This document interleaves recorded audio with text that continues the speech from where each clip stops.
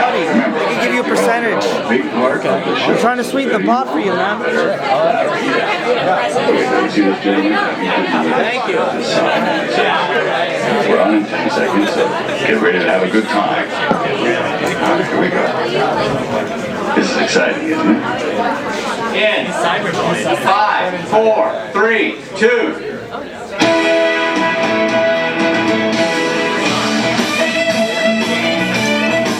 KGB Open Mic Easy Paradise Monday! Who's ready? Who's ready for the birthday week kickoff? We got easy Paradise microphones. We got 2 microphones. We got wireless microphones, so we can go out and you can talk to everything. How you doing, Cassie? I'm good, how are you? Good to have you back in the house, man. Oh, thank you, absolutely, man. This is a big We got Billy Cancel. What's up, Billy Cancel? Yeah. Never better. Never better. Billy Cancel has never been better, everybody. Let's get it hot in here. Woo! So yes, it is my birthday week festivity. My birthday's on Friday. Me too. Oh shit! Happy birthday! Your birthday's on Friday? Oh my God, we're twins. We should talk. Who is that? Who is that? All right, we have to talk. We're connected in a way. Aquarius. It's the dawning of the age of Aquarius, everybody. That's right. And my audio equipment has died. So I was going to do some noise music. But now I'm going to do some noise music on the piano. Because it's my birthday, so you have to listen to my noise music. Alright. And I'll just read a poem, I guess. Oh, I also want to tell the story about... Alright, thank you. Well, you know, the reason why I'm having such an extravagant birthday extravaganza is the pandemic. Right? You know, you had 2 shitty birthdays, right? Everybody... No, my birthdays were awesome. Really? They were so great. In the pod? With your pod? No, it was outside. You were breaking the rules. You were supposed to stay 6 feet away from everyone. And that's what I did, okay? And I'm not doing it anymore. I'm gonna have a huge birthday this year. Everybody is invited. Everybody's gonna be...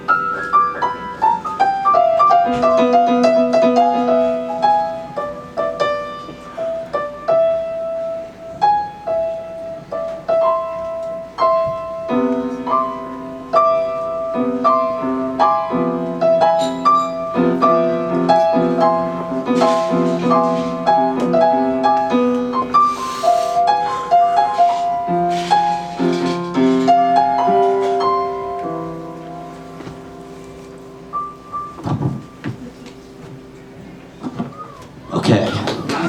So, thank you. Free jazz, everybody. You can do it. You too. Just go home and bang on your piano. Don't even worry about learning music. I do want to tell the story just real quick, because since it's my birthday, I want to tell the story of how I got the inspiration, the moment of insight to do this open mic, because I wanted to do a night in New York since I came back after the pandemic, and I was walking all over Manhattan. I just was walking all over downtown looking for a venue, and I wanted to do an open mic. I saw a vision. Comedians, poets, musicians, all of it, blending together in a big phantasmagoric combination of the art forms. And it's all bullshit how they tell you gotta be this and you gotta be an actor and you gotta be, you can do all of it. You are all of it. Nietzsche said actor, dancer, poet, it's all one thing. And so, yeah, that's right. We're all poets here.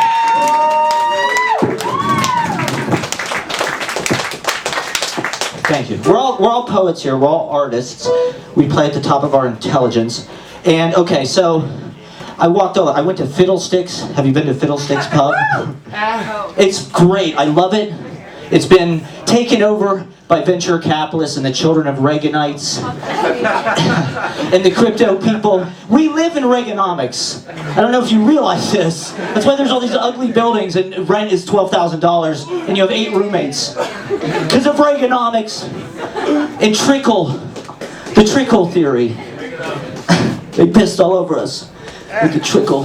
So anyway, you know, I wanted to do KGB, but I've only ever been downstairs, and they have that wonderful podium, and it's so academic and great. It's an institution, but I was like, how are you gonna, you know, Neil Young out on your guitar or whatever with the podium?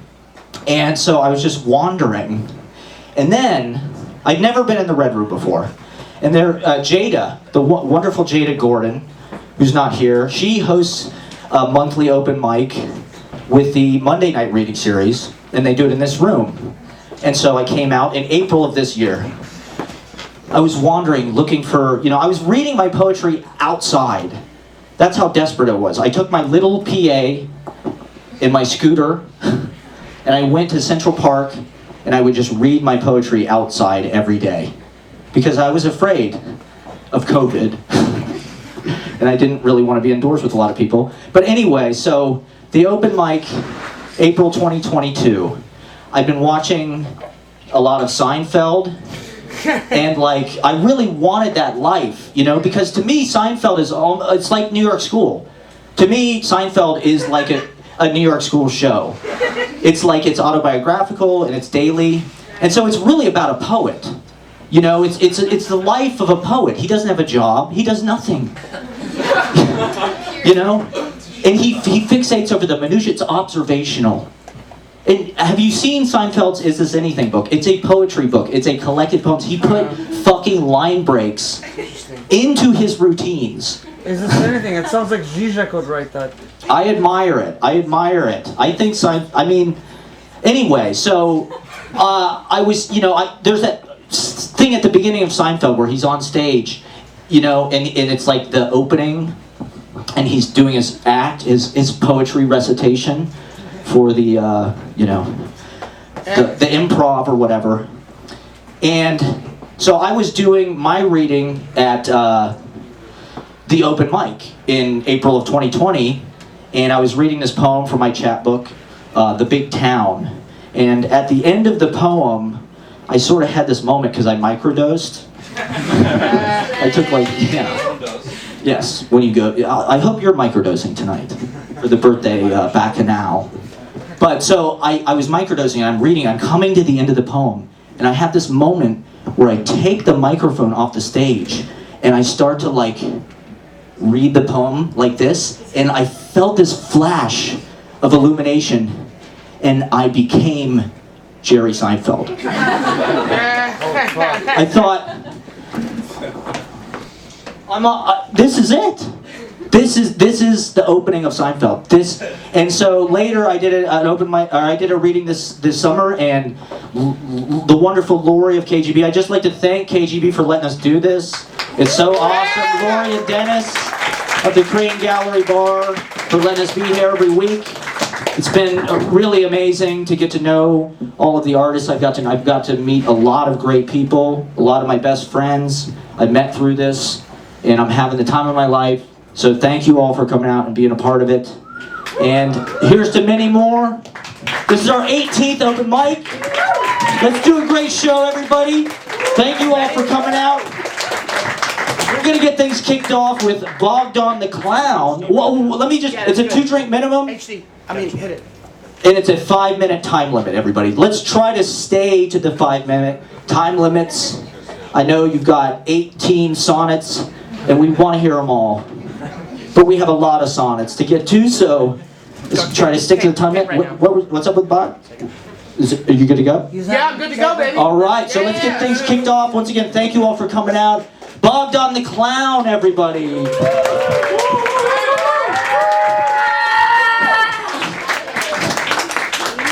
Wow, what a warm hand of applause.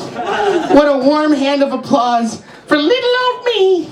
Just a little old me and a little old G and a little old B and a little old D and a little old me. This is the dawning of the age of Aquarius. The age of Aquarius. Oh, my cryptofarian, pastafarian, ChatGPT motherfuckers, let me hear your yell! Let me hear your rebel yell! Who needs written material, guys? Who needs written material when you got a face like this? I'm you guys. Now, this is the thing. You're me. You could be this. I mean, I could be a counterexample for you guys. You know, you don't have to go to this level. You don't have to stand on the edge of this stage like me. You know, you could perform from back here. You know, you have a choice, actually. You could actually even do this, dog. You could go. You could go like this, man. You could go like this and get lost. I know this looks like a cult kind of thing, but it's not, man. It's just like a Pulp Fiction, fucking David Lynch, motherfucking Phantasmagoria. Shout out. Happy birthday.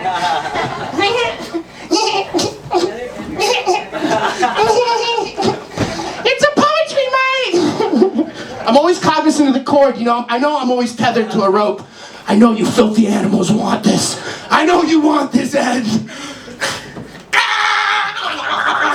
Guys, all right, let me give you, a lot of people, you know, the number one question I get from people is, yo, Bug, what the fuck is wrong with you, dog?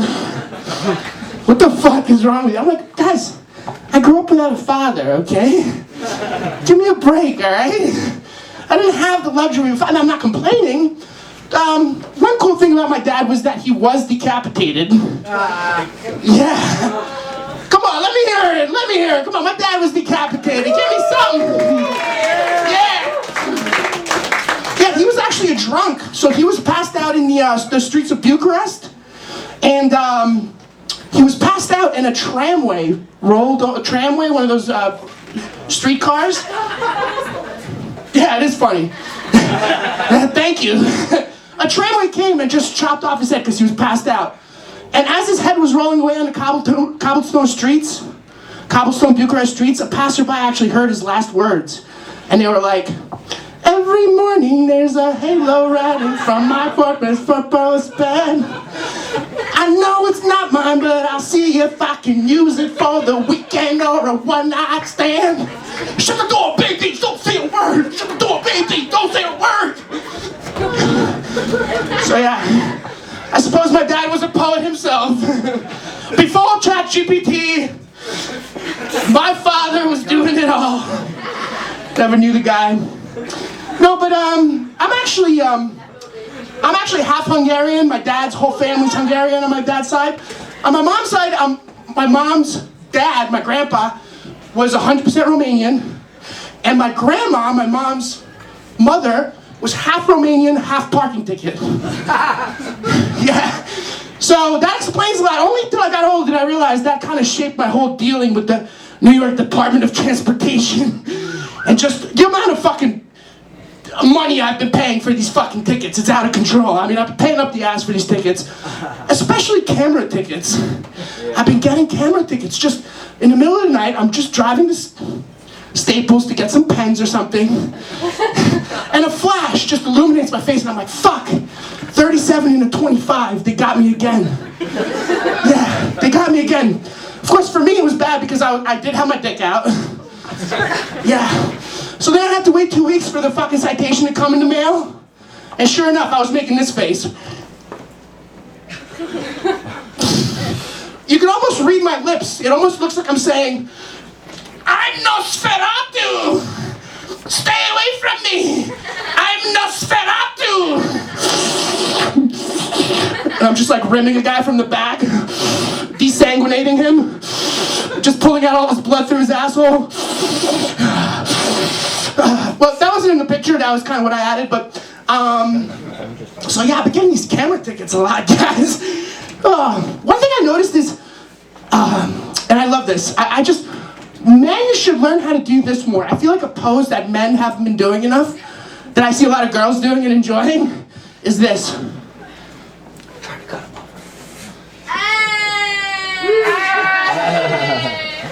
I just love, when I see a girl just spreading out her ass cheeks like that, and just having this face like, I just think that's so beautiful. It's like so pure. It's just like a feeling of pure pleasure, unadulterated pleasure, and just childlike. I don't know, it's sexual, so it's not childlike, but it's cool. Like, I wish more men could tap into that goddess energy. I think so too. Thank you! Let me hear it! Yeah! Yes. Set up punchline, guys. So provincial. So bourgeois. But sometimes you gotta go old set up punchline, you know? I hate doing it, but hey, I'm up here trying to entertain you guys. All right, hey. Is that 5? Yeah. Oh, okay. Thanks, guys. I guess that's how I'm ending it. Bogdan the American. Bogdan the American on Instagram. Please follow me. Thank you. Bogdan the American, everybody. Bogdan the American. All right. Thank you. All right, so I lost my phone. I think it went under the piano. You may have seen that. The list is on the phone. So this could be interesting. But anyway, in the meantime, can we get Hyacinth, or can we get Hyacinth up? The great Hyacinth, great artist, great writer. I'm going to be looking for my phone.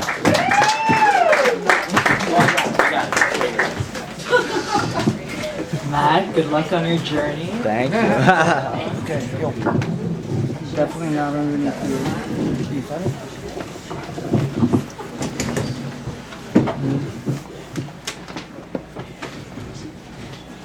All right, nice to meet everybody. I'm Hyacinth, and today you're like, what the fuck is this bad? It's gonna happen. I'm just gonna read some poetry. Don't worry. That's all I'm doing. But it's not gonna be me that reads the poetry. Yeah.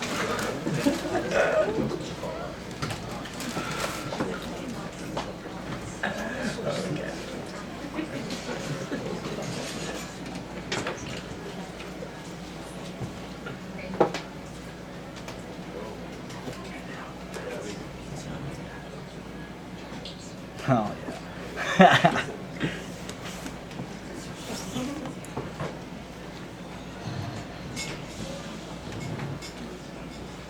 This is a zine. I have pictures, so those in the back, if you would like, you may come and sit on the front. Only if you want to. I have really pretty pictures here. It's called Book of Perta, the Snow Maiden. Perta, the Snow Maiden. It is a bright and hiding spirit, known to be a mother to its entourage of wandering souls. It is also a steward of moral righteousness. It tends to become very violent and destructive when cultural norms are being disturbed. Yeah. Woo! Perta, the wandering spirit, has made its way from Austria to travel other parts of the world with his entourage of little Perten trailing after. Originally a keeper of culture and taboo, it would hand coins to those it considered righteous and slit open the bellies of those it didn't. Now it sees that all is ever changing and none of its judgments matter. Perta roams, searching for moral grounds.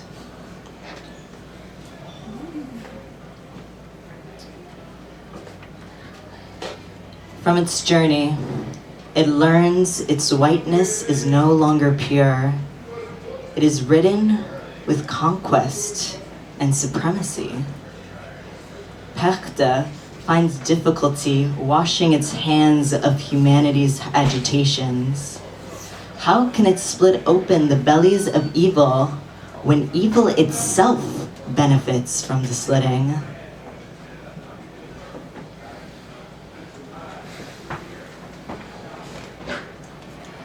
Prowling among the birch trees, Perte comes to a nonverbal decision.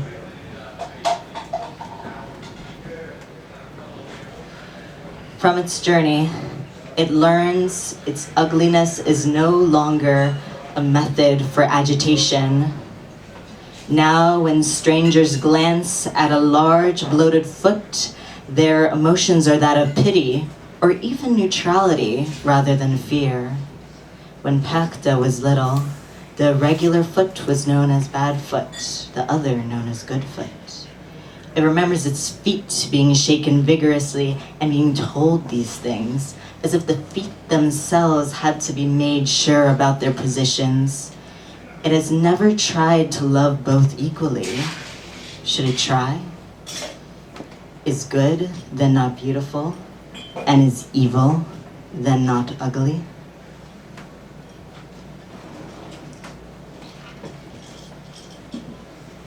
Prowling among the birch trees, Perte comes to a nonverbal decision.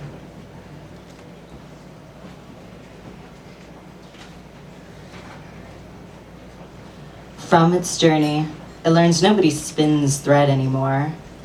Large gray buildings emitting ugly soot have overtaken this tradition.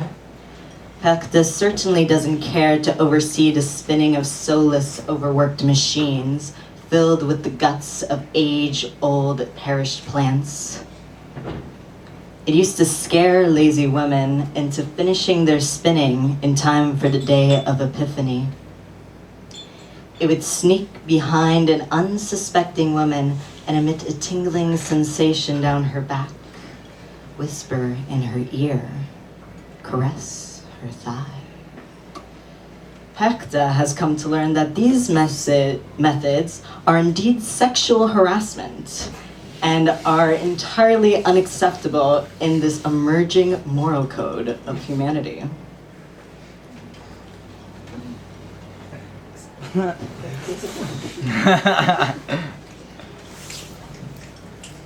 Prowling among the birch trees, Perte comes to a non-verbal decision.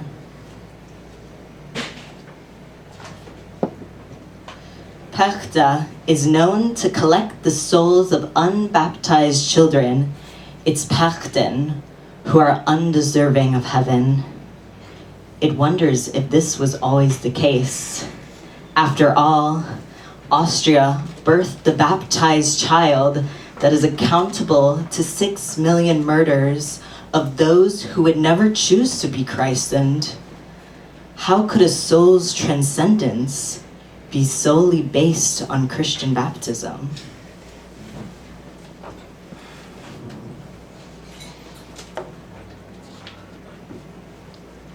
Slowly, Perte slits open its own skin, creating new bodies for its pachten. Thank you.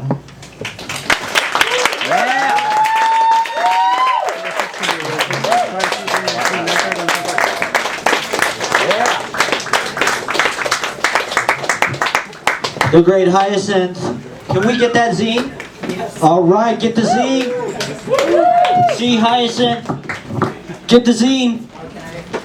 If you want to follow me, my Instagram is Party of Immortals. I post this kind of content. Thank you. Party of Immortals. Follow it. Get the Substack. Get the magic. Do we have Emma Cranston in the house? Is Emma Cranston here? Yeah. Is that a... All right, let's have a big round of applause for Emma Cranston, everybody. Thank you. I'm just going to read 2 poems. This is the first poem.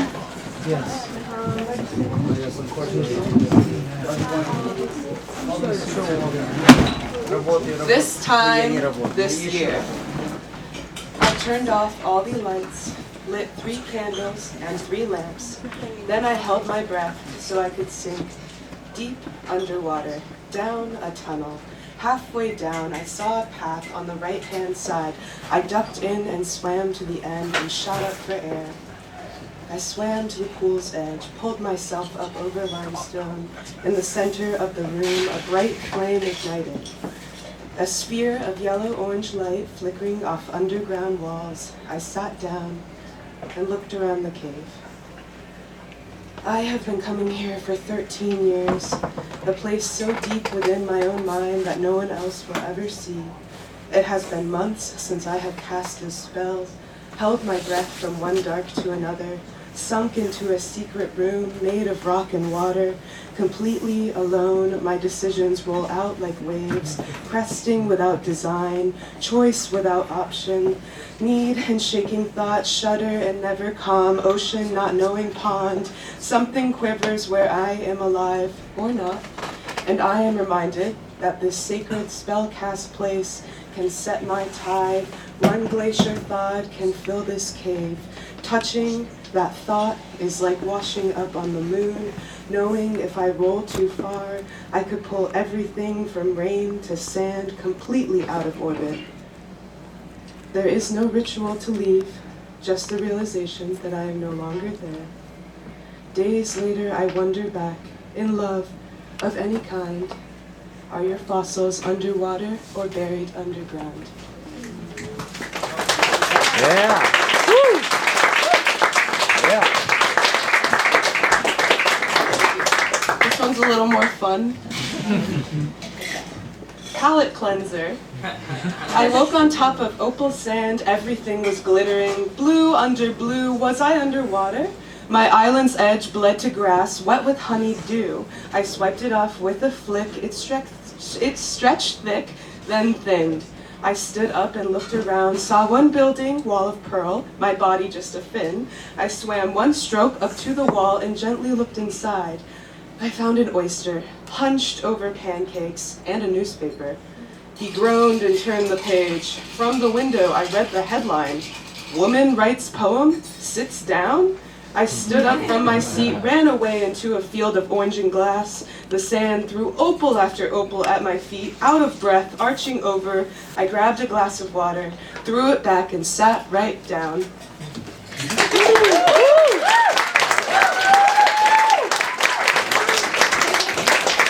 Emma Cranston, everybody. Eel Money. Eel.money on Instagram. At eel.money. I'm not just saying eel money for no reason. Can we get Changu, nan'gandu, chiimbwe up? Are you ready? Or all right, let's have a big round of applause for Changu, nan'gandu, chiimbwe, everybody.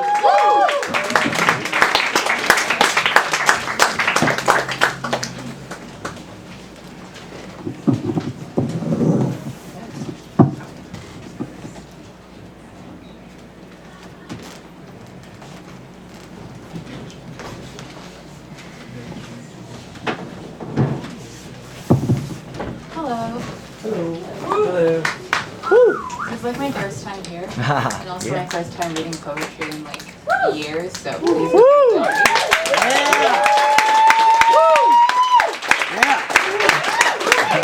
This first one is called Winter Stones.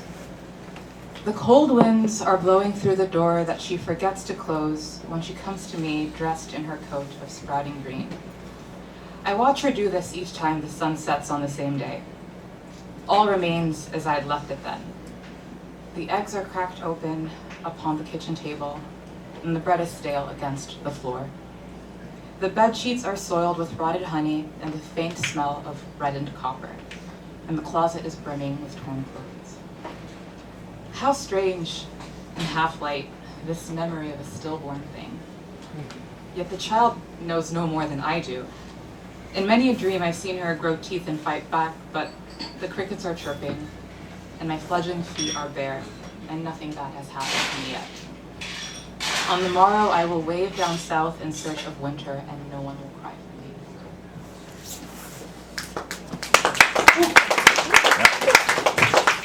And this last one is called Nocturne.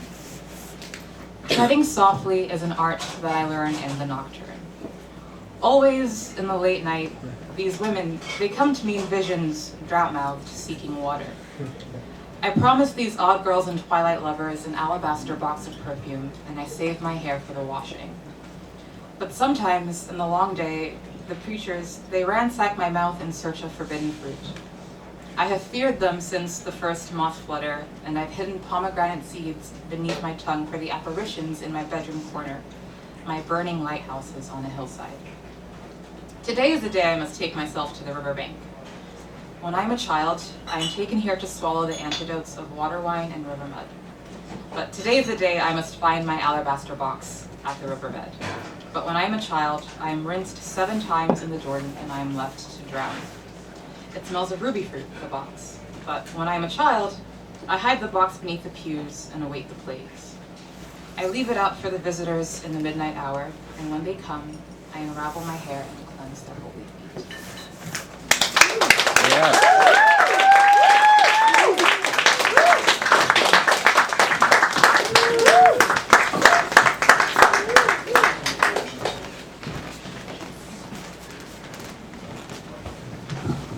Changu, nan'gandu, chiimbwe, everybody. One more time.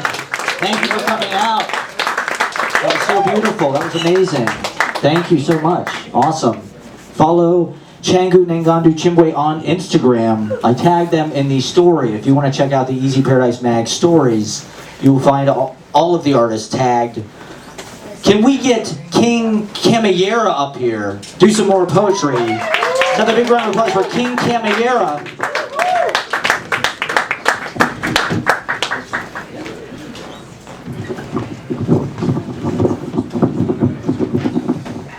How y'all doing tonight? So it's also my first time here. I can't see nobody. This is my first time here. I go by the name of King Kameyera. I usually do this introduction when I say I'm not a writer, I'm not a poet, I'm just a beautiful black man with a voice. But since we got, thank you, I appreciate it. So I got 2 pieces for y'all tonight. This first piece is called Faith. Yeah. 6 feet. Y'all good? Y'all can hear me? Yeah. God, I write this poem with the intentions of not to disrespect, but to understand. While my prayers have barricaded the innocent children from the dangers my people have suffered from. And to my people, I ask, what's faith? In a world full of deceit and hate, it makes it so hard for our brothers to trust and love. Majorities of minorities getting killed as pain turns into blood spilled. Minors getting 5 to 10 with misdemeanors. Accident murderers carrying heaters and cold demeanors. Juveniles who are forced to grow fast, but adults who ain't supposed to make it past 25. Joke's on us though. We barely made it through the cracks. The first time I saw a snowfall wasn't from the sky. To be frank, the last time I was a saint was when I seen a street pharmacist turn a hard rock into a gem. Ain't no American dream for my people when you trying to make $1 out of 15 cents, my brother, what's faith? When I've been enslaved to the misconceptions of what pro-life means. A country with a dirty past where Puritans bathe in impurity. Trying to stay clean, but they addicted to money, corruption, and greed. A community of hype beasts. We're controlled by the Supreme. Courted by the imagination that someone in the White House gives a fuck about what goes on in a black house. We follow the rules written by slave owners and outdated amendments. Not to mention, the 13th barely made us free. What's faith? Attempting to emancipate from poetry that's chained to trauma. Hard to run away when Hollywood sensationalizes my culture's drama. Matter of fact, name me a black movie that isn't about trauma that has won an Oscar. I'll wait. What's faith? Rappers from Atlanta teaching young thugs how to earn cash without them having to be paper boys. What's faith in a country where we're more concerned about controlling a woman's womb rather than controlling the guns that put the 14, 15, 16, 18, 26 kids in a tomb? Do y'all see how we repeat the same mistakes? What's faith when I don't believe in myself? So how am I supposed to believe in a God? What's faith for my people when humans are only beautiful when we turn into murals? God can give me the faith to believe in mankind. Again, poem, that's the first one.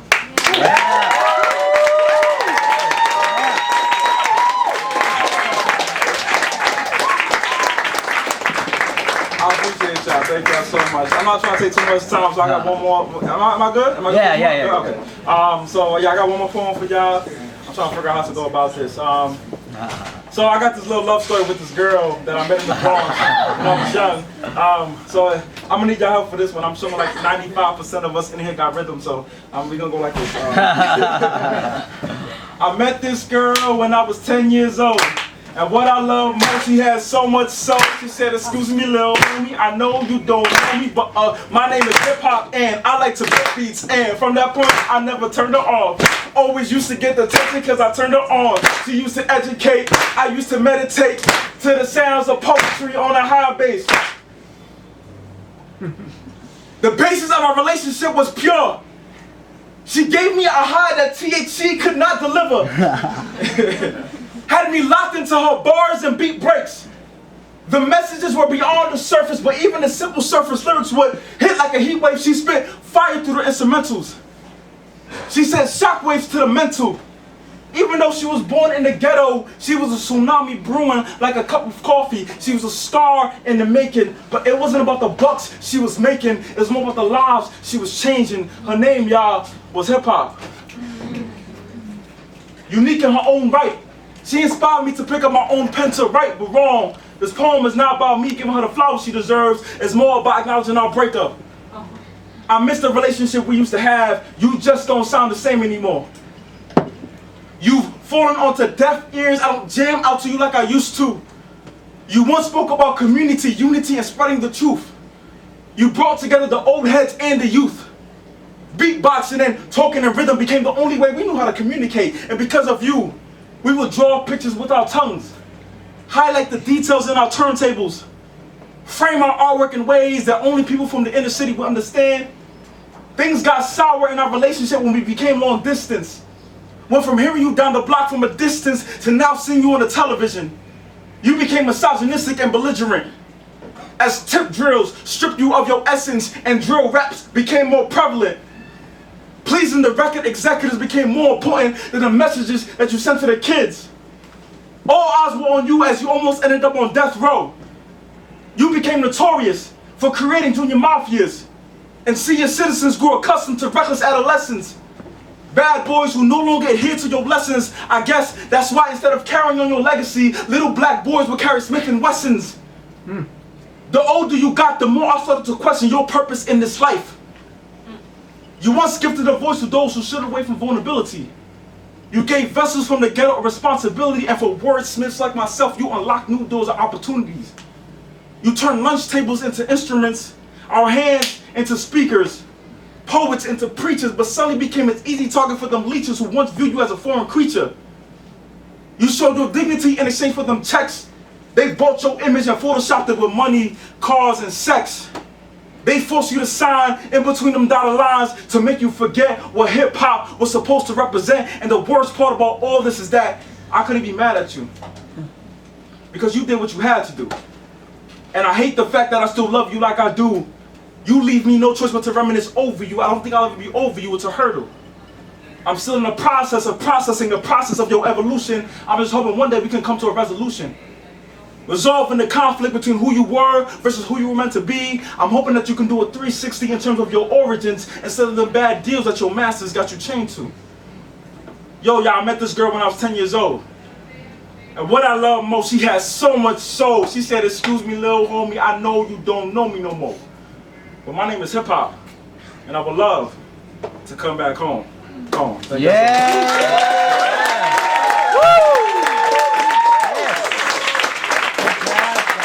Awesome. Thank you so much.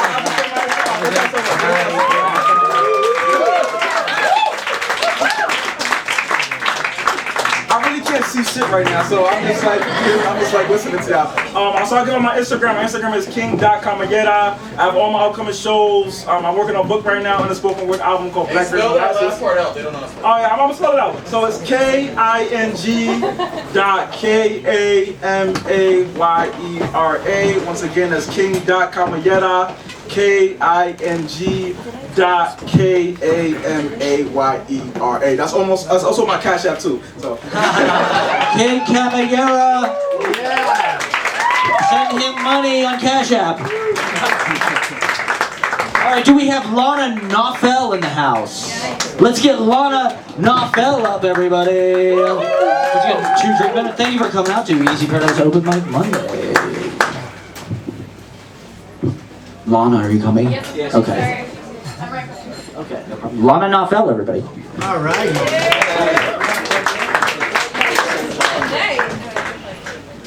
You want to stand? I'll stand.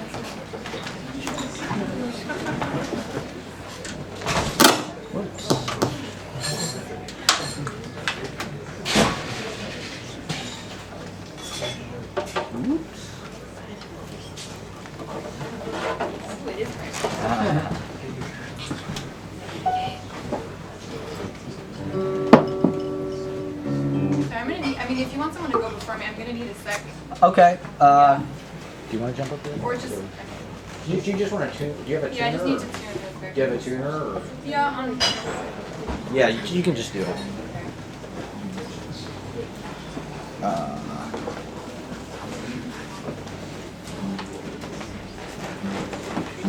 Once again, thank you guys for coming out. We're here every Monday at 8 p.m. if you want to sign up at Easy Paradise Mag. Also, it's my birthday up Friday. So,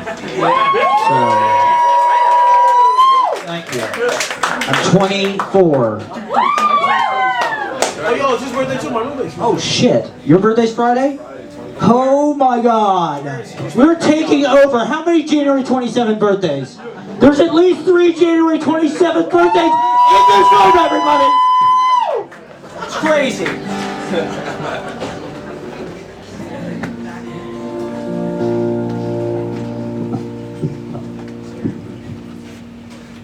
Okay, hi guys, my name's Lana. I'm also a newbie here. I really can't see anything, it's pure black, but that might be better. I'm gonna sing 2 songs. One will be a cover, one will be one of mine. And this is Kathy's song by Simon and Garfunkel. Yeah.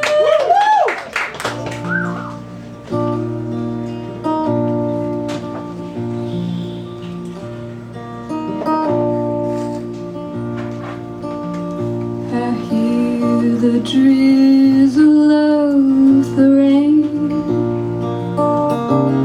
like a memory it falls, soft and warm, continuing,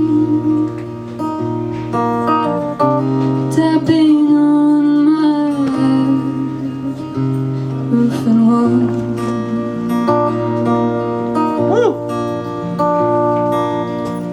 My mind's distracted and diffused.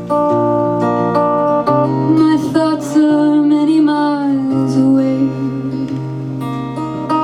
They lie with you when you're asleep. Kiss you when you start your day.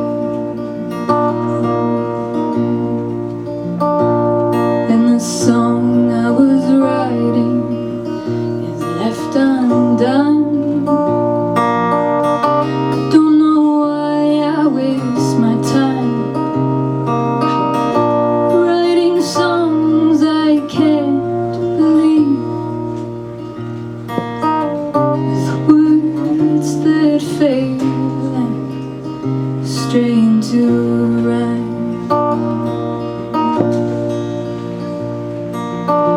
So as you see, I've come to doubt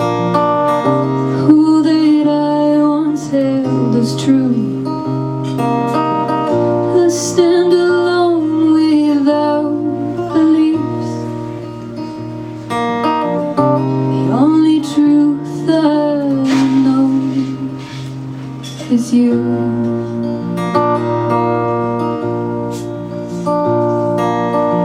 So as I watch the drops of rain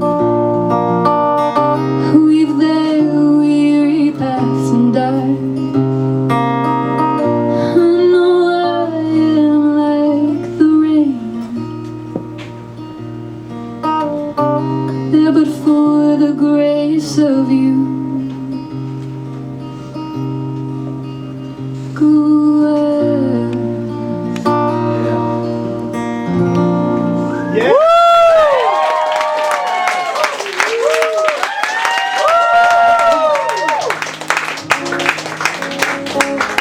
I'm gonna do one of mine now. It's called Be It As It May.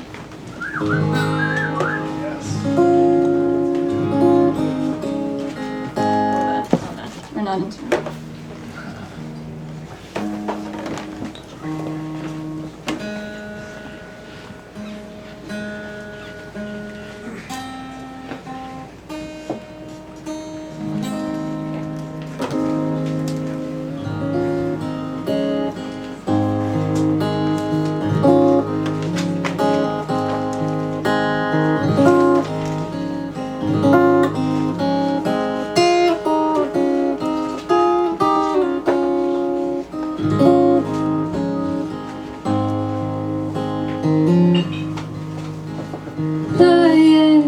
Understated, you are complicated.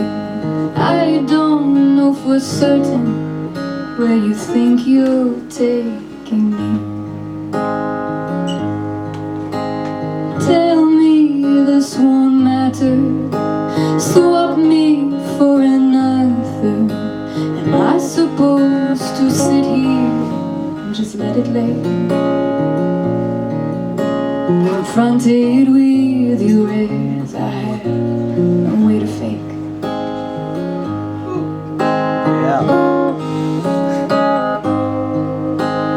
Always something unsaid, tire tracks on my bed. You can't leave me be, and I don't let you try. I find it much too hard to watch you walk on by.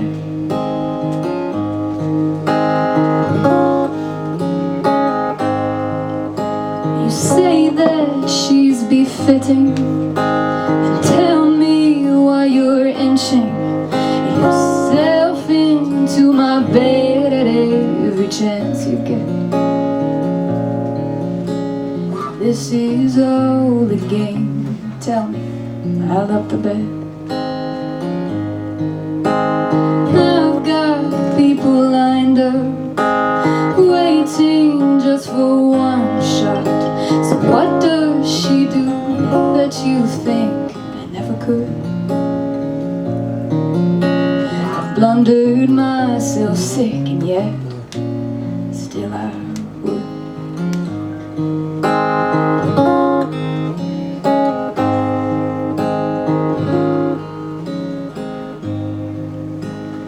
Be it as it may, I thought I'd come a long way.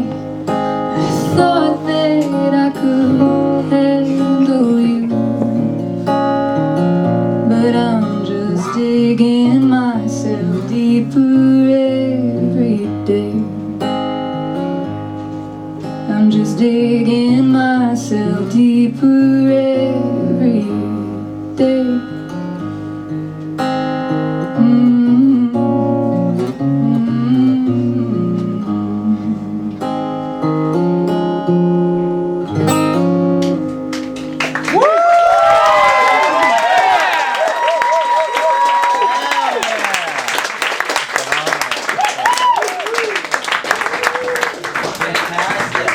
Lana Nauphel, everybody. Do you have a Bandcamp or a Spotify? Almost. That sounded phenomenal. That was excellent. Excellent. Lana Nauphel, everybody. Wonderful. Can we get Max Field up? Max Field Goldsmith.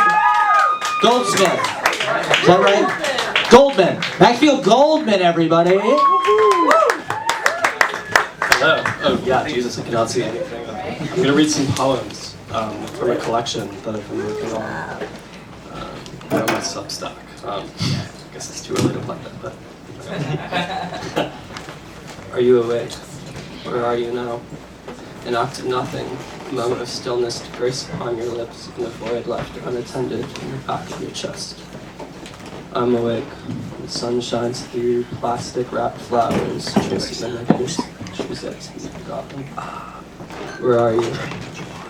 In the days I keep forgetting, 1,000 colors I don't know, find me sightless, heavy of breath, take on that which brings the snow to fall, which brought you down the stairs into your apartment lobby. How are they moving? We run through rain on Thursday mornings. We fall into the time which others let slip through their hands. We are the words of second lost, smile remembered. We play as lights on the water. Distant sounds of voices you can't place travel through us in the dark which surrounds. You welcome these sounds which blur around us. It's like staring out a window of a car, drifting in and out of sleep, with eyes closed, you hear. All goodbyes come at once, and suddenly you see all which you once knew paint the face of somebody bound to go away. You, always returning to this requiem of failing fathers, held at will against the breath of the sky, learning to be her shadow, cry 2 cheers in the night.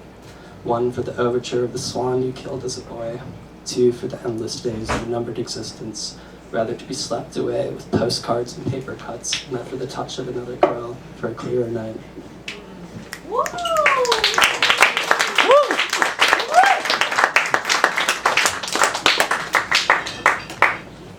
This is my second poem.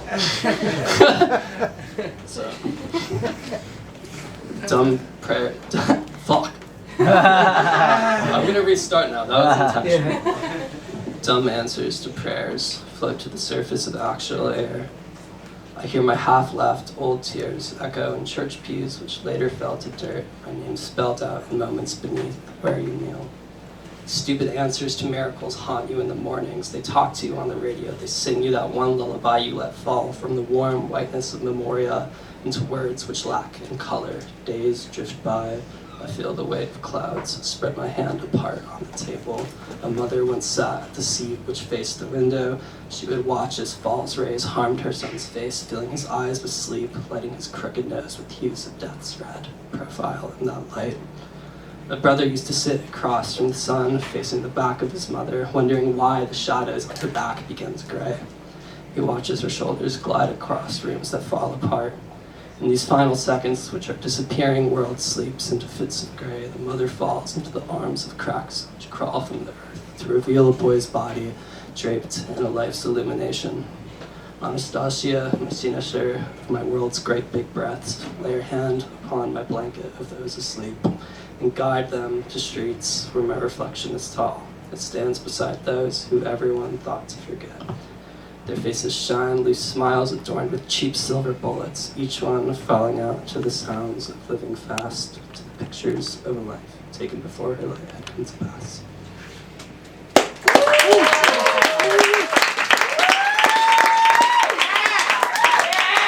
Thank you. This is my first time here too. This is really cool. Hell yeah. Maxfield Goldman, right? Is that fantastic? From Bennington. Bennington College, everyone. All right, let's get Teresa G up in the house. One of our favorites. Yeah. Teresa Gelsomini, everybody. Big round of applause.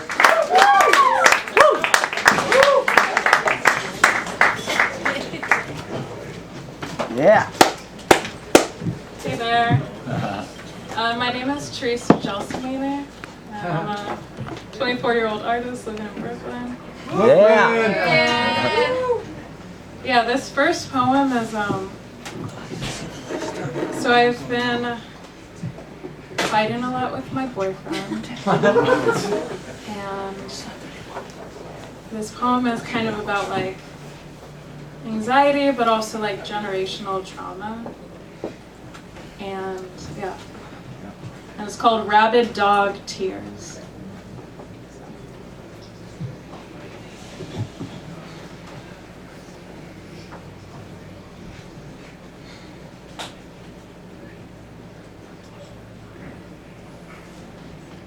I don't know how to understand you. My own anger. My own anger is twisting out of my chest, pulling me down the street. My own anger is pulling me to the floor, sideways lurching in a pain that won't leave. I can understand exorcisms. Relieve me of this. I am a rabid dog, angry and hurt, scratching and grasping for things that I don't understand. I'm a descendant of pain. My own sister tells me she cries from the hurt she feels from her partner, like my mother, like how our parents are. And you call me selfish. I am a rabid dog with tears in my eyes. I shake out here in the cold. And if this pain is too difficult to bear, too unbearable and uncomfortable to look, then let me fucking be. I am a rabid dog and I don't know what I feel. I will wrestle with this generational cyclical cycle until one of us wins. I will be the tornado and get flung from my own chaos. I will be frenzied and scared and unable to stop these rabid dog tears once they come. I am a rabid dog and this body is trying to tell me something I can't name. Thank you. Yeah! Woo! Fantastic. Teresa, gelsomini, everybody. Fantastic. It was arresting. All right, can we get Ashley up? Let's get Ashley Escobar up. She just dropped a Substack today. Check it out, subscribe to the Substack. Ashley Escobar, everybody.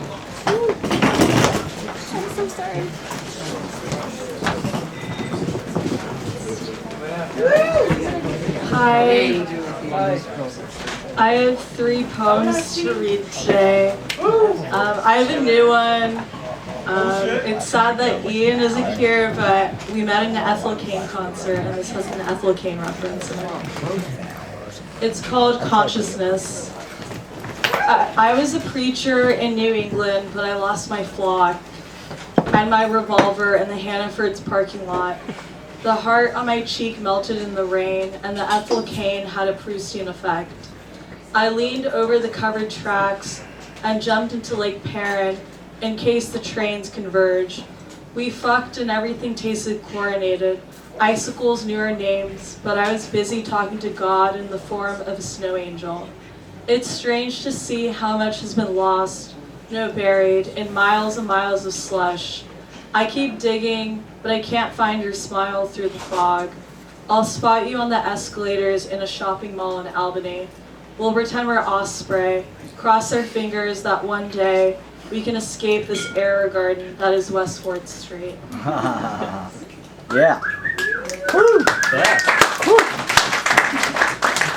The next one's called An Abode. We are neither winners or saints. A man without a face spreads his arms like a dove inside an empty taqueria. It's raining and NyQuil helps me remember my dreams.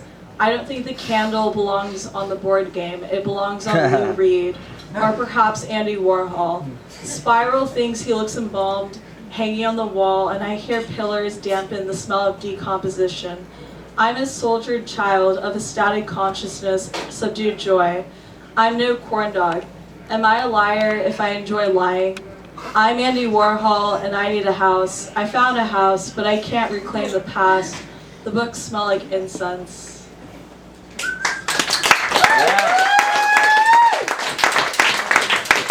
The final one is called Eviction Notice. Happy birthday, Matt Proctor. Thank you. Happy birthday! We're in an Olive Garden. I once held an earthquake in my bare hands, but you weren't at my genesis. The contention is a bit until it isn't, and I'm sleeping on your futon when I should be in class. I'd rather suck your cock than let you enter from behind. I boarded the church gates and brought my own refills to the Chelsea Hotel.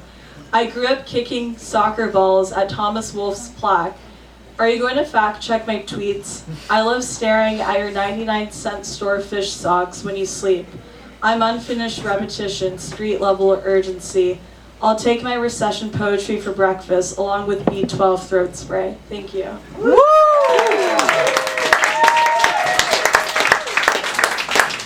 Ashley Escobar.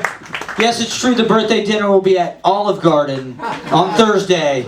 Unlimited soup and salad, unlimited breadsticks. That's only because Hooters is closed. Everywhere. They won't. Yeah, I'm not allowed there anymore. You got a restraining order. Everyone's welcome.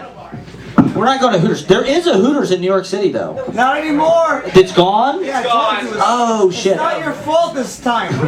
I was a good customer. All right, let's get our... No, I'm just kidding. I hate Hooters. I would never go there. Sexist. Horrible. Horrible. All right, RTS Neutral. Can we get RTS Neutral to come up and rock this place? One of my favorites. Turning to the open mic. RTS Neutral.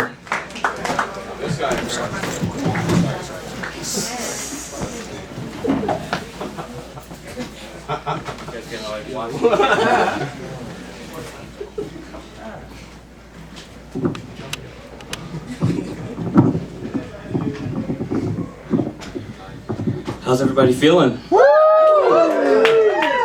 That's nice. On a Monday, you know, that's great. Is it alright if I ask you guys a question? Yeah. Yeah, I suppose so. Cool. Would you do what they say? Fuck no. That's what they said. Well, it's an interesting question, right? What does it all really mean, you know? Who's they and what are they saying?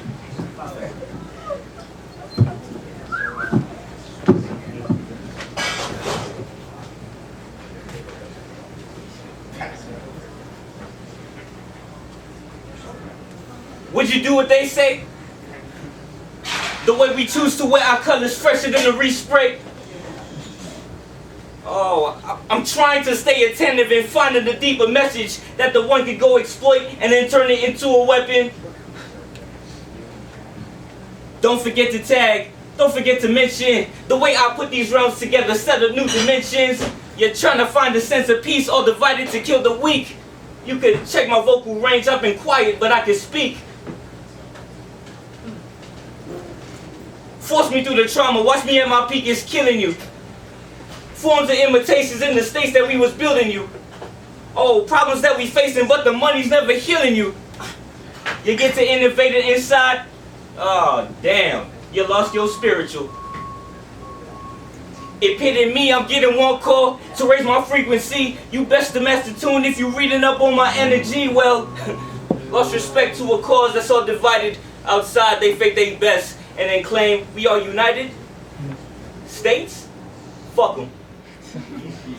Living on my pathway. Yeah. That's one. Yeah. Woo!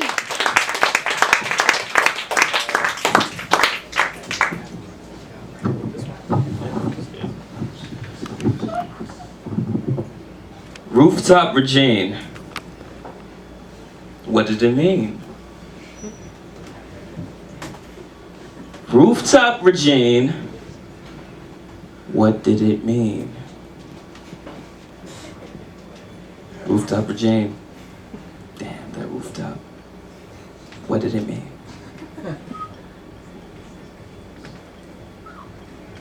Oh, Rooftop Regine.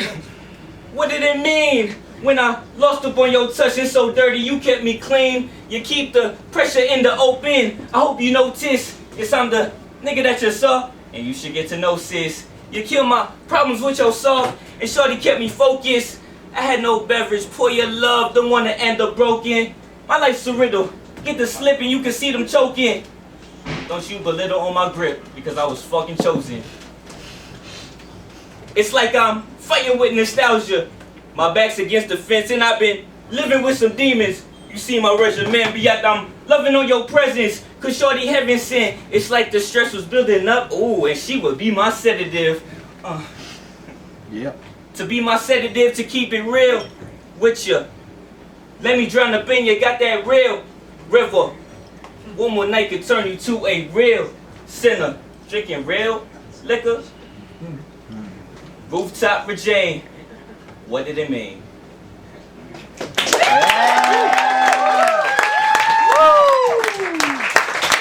it. I'm RTS Neutral. You can find me on all platforms if you're looking to listen to music or alternative versions of the spoken word format. Thank you. Hell yeah. RTS Neutral, alternative versions of the spoken word format. I love that. Are you playing with Hoffman? Sometimes. All right, we'll check it out. We'll come. You doing any gigs coming up, or? I freed up some time, so no, not right now. All right, somebody book RTS Neutral. That is talent, everybody. All right, let's get Terry up. Terry Nguyen, everybody, one of our favorites, great writer. Check out her journalism and her poetry in Quarterless Review. She's got some pieces in Quarterless Review. Terry Nguyen, everybody.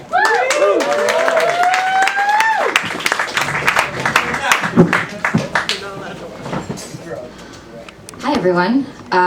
This first poem is based on a dream I had a couple of months ago. It's called Aspen Eyes.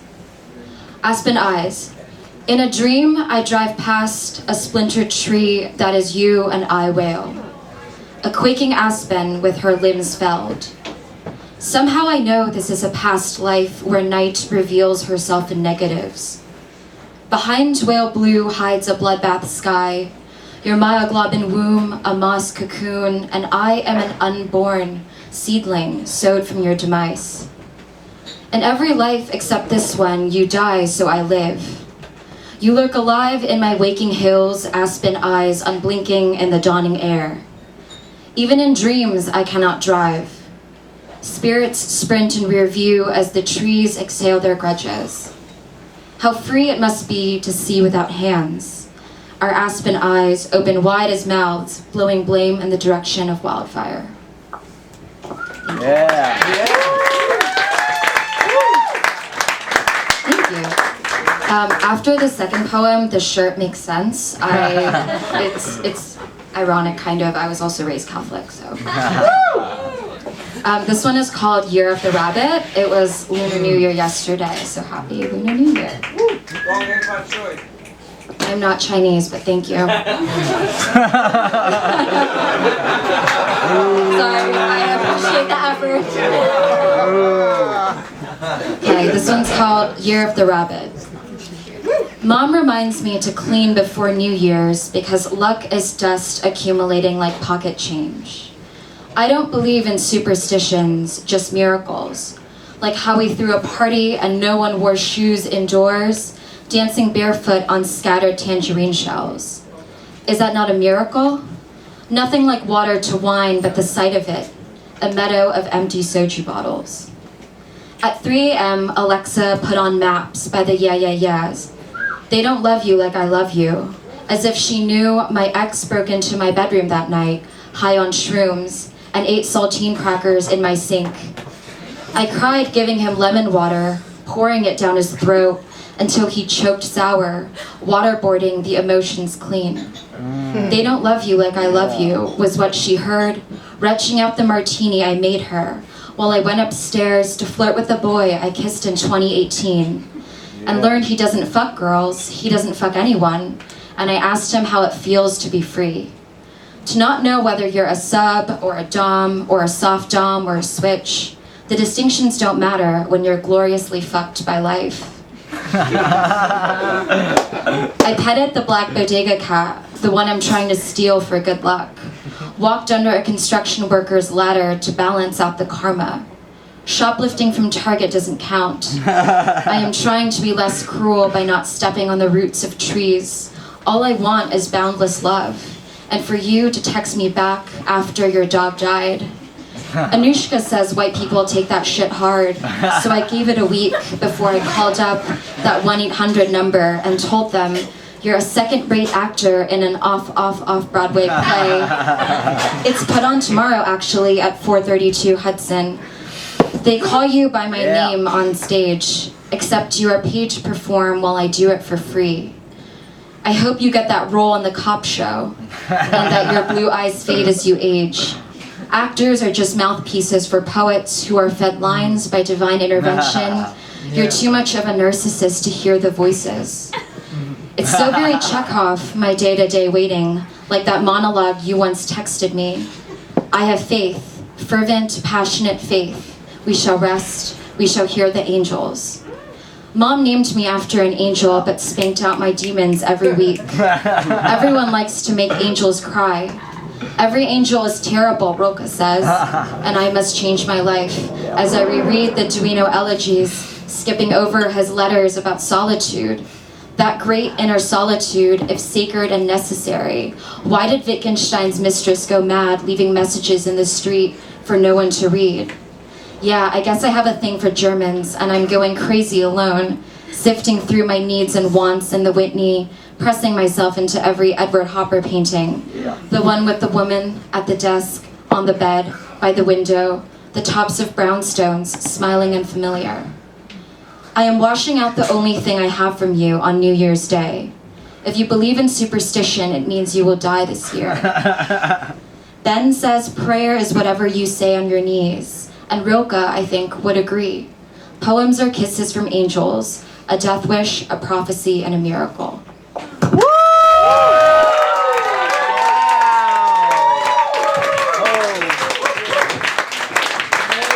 Carrying the win with the Duino elegies shout out.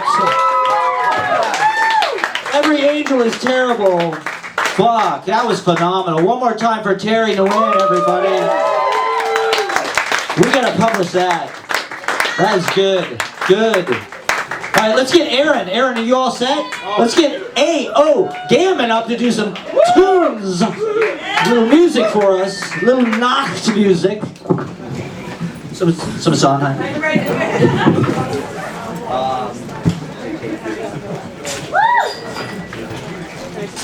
Sorry about that. Yeah, it's all good, bud. Yes. It's cool, I'm used to keeping my notes. That's awesome. Thank you so much. Hell yeah. Hell yeah. Sick. All right. Sick. Have a great night. Man. Is Kelly going to be back? Yeah, she's going to be back in a minute. Temporary. I'm probably going to leave her.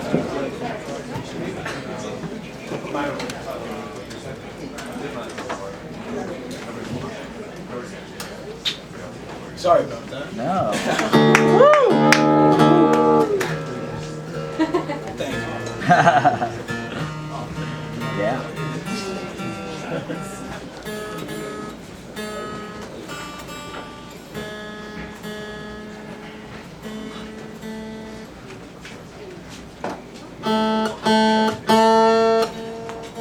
Sorry. No, it's I had fine. to do some math. I think I'm good. Yeah, let's. Woo! Yeah, fact. Shut up, math.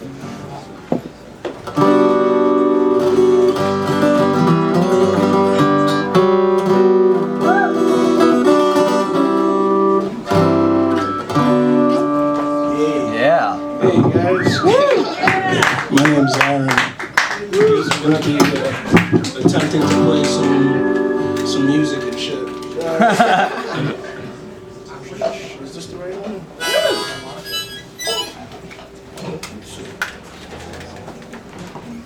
Yeah.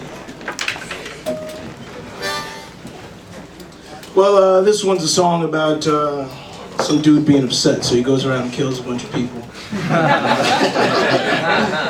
And it's about death, and it's about relationships, and I'll do it. I've never played it with a harmonica before, so we'll see how it goes.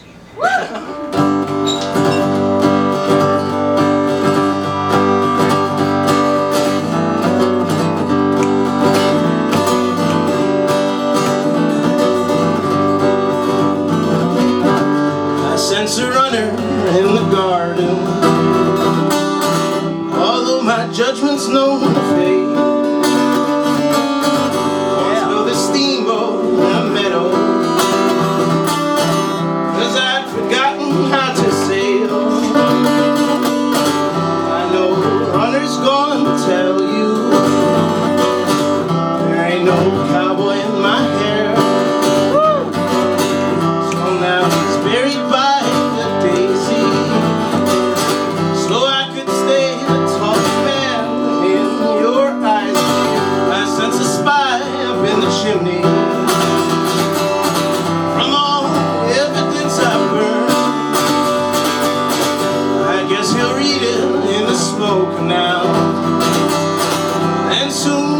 ashes I'll return. I know the spy is going to tell you there ain't no flag up in my pole. So I'm now buried by the daisy, so I could stay forevermore in your eyes, babe. I sense a leak inside my phone now from all the evidence I found. I guess you will burn. There we go. And soon he'll make that vicious call. I know the leak is going to tell you there ain't no puppy in your league. So now he'll fertilize the roses, so I could stay the king you see in your eyes, babe.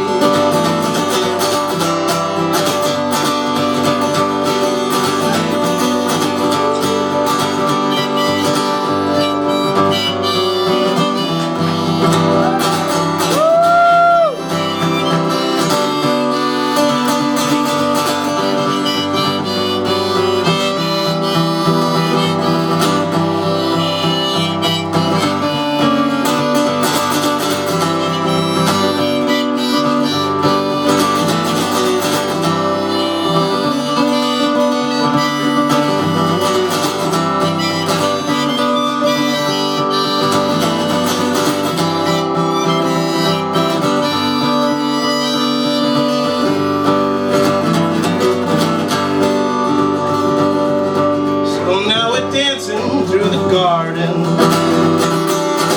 and what a garden I have made.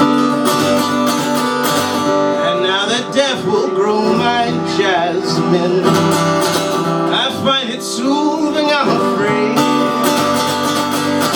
Now there's no need for suspicion. There ain't no frog kissing your hand.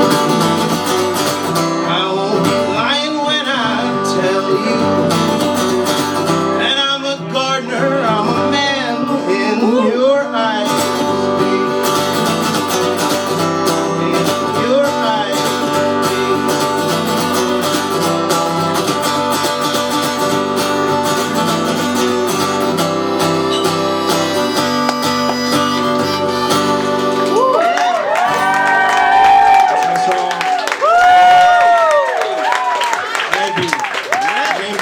My next gig is May 24th, if you guys are around. Me and my band, we play a bunch of Bob Dylan music for his birthday in Washington Square Park for like 7 hours. So. Yeah! Thank you guys. And clap it up for Lana, who played earlier. She's awesome. She also plays for Bob Dylan there. So clap it up for yourself, guys. Thank you, Matt Proctor, and happy birthday. Aaron Gammon, everybody! Yeah! He hosts an open mic at Music Inn every Thursday night. If you like the Easy Paradise open mic, you should definitely check out the Music Inn. Open mic! It's legendary. It's been going for like decades. 58. Are you serious? 50. It's been going since 1958. That is insane. We have a long way to go until we get there. I'll probably still be here 7 years from now. All right, we've got a very special treat for everybody. Once again, it's a 2-drink minimum, 5-minute time limit for everybody. So let's have a hand for Ben, the bartender. Ben Shields, the great Ben, keeping us all saucy. Let's get Kit Krash, the great Kit Krash. He's got the spell cast, and he's going to transport you, so get ready. Hey, so this is going to take a little bit of set design. Hold on. Theatrical.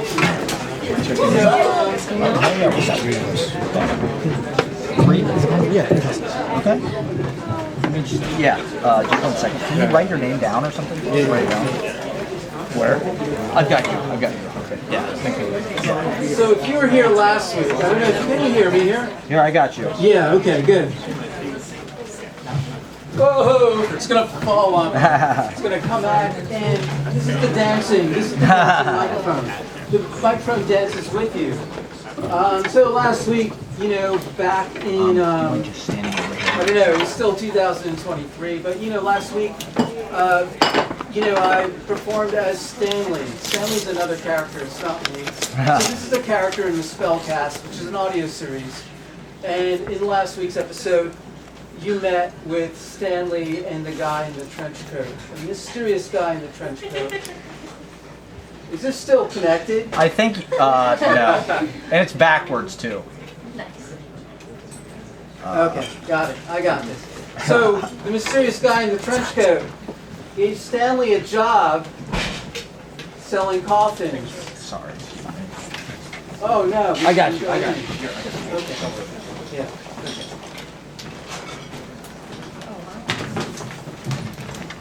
You got the guy. You got. Finally, okay. So he started building these coffins and manufacturing them, and let's get into it. I'll get to the story, and you can continue on, but I'm going to be another personality by that time. Let's go. So, after I delivered these coffins, I made enough money to buy myself a sense of humor. But the thing that's interesting is that guy in the trench coat, he had another business opportunity, a lucrative one for me. Guess what it was? I'm selling you all a sense of humor right here, right now at the KGV bar. Yeah! In the audience, I saw him. It's the guy in the trench coat. And I could have sworn, unless my eyes were failing me, as he stood up and tipped his fedora, he had horns like a devil on his head. Well, yeah, get your sense of humor. Yeah. This one for you. Yeah. One for you. Well, I was a huge hit around town. I was selling out all over the town clubs, the comedy cellar, Caroline's, the Beast. I was selling lots and lots of bags of senses of humor. And now I had the one thing I always was missing: money. I'll have another glass, thank you. Hey, Annabelle, how you doing? What have you been doing? I'll be seeing you. Oh, I'm, just herding cows at the ranch. No, seriously, I miss you. Oh, you can't miss what you don't have. What do you mean by that? No, I want to know what you've been doing these past nights and why you can take me out to this. What's it all about? Well, it's about time this audience stopped listening to our conversation and buy my product. Charming, handsome, debonair, just sprinkle some upon your hair. Don't you owe yourself and how you deserve a sense of humor now. Yeah, www.thecellcast.com. Get your bag today. Who are you talking to? Talk to me, Stanley. Talk the walk, cheers to that. No, Stanley. No, Stanley. Say I want you back, Stanley. Well, you don't know who I am. I'm a boss. You're an asshole. I'm leaving you, Stanley. No, Stanley, I'm talking. I said I'm leaving you, Stanley. But you can't be serious, Annabelle. I'm not used by my stupidities at all. After all this time I've spent, I'm still bound to take a fall. Why can't I just live it off in grace? Oh yeah, I can see why you are still critical of me.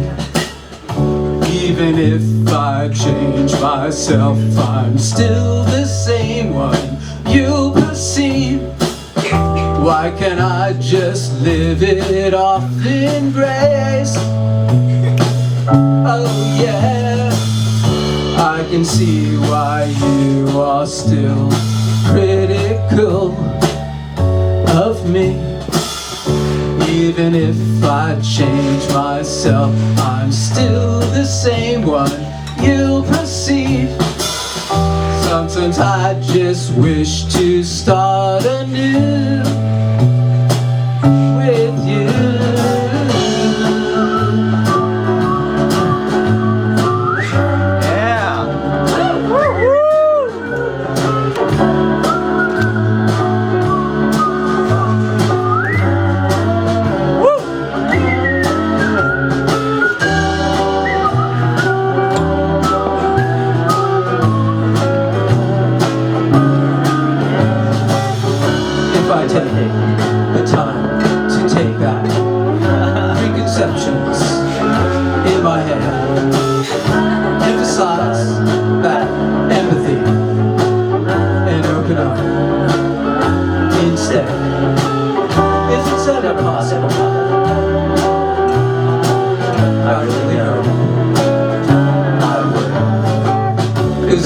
get removed from my stupidities at all. After all this time I've spent, I'm still bound to take a fall. Why can't I just live it off in grace? Oh yeah. All right. Woo! Doesn't make no sense to me. Meet me after the show, I'll send you something in, okay? You're all out. Woo!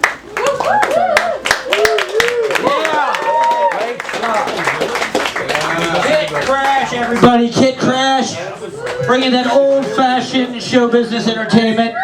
It's a vaudeville. This is vaudeville, everybody. We're all so talented.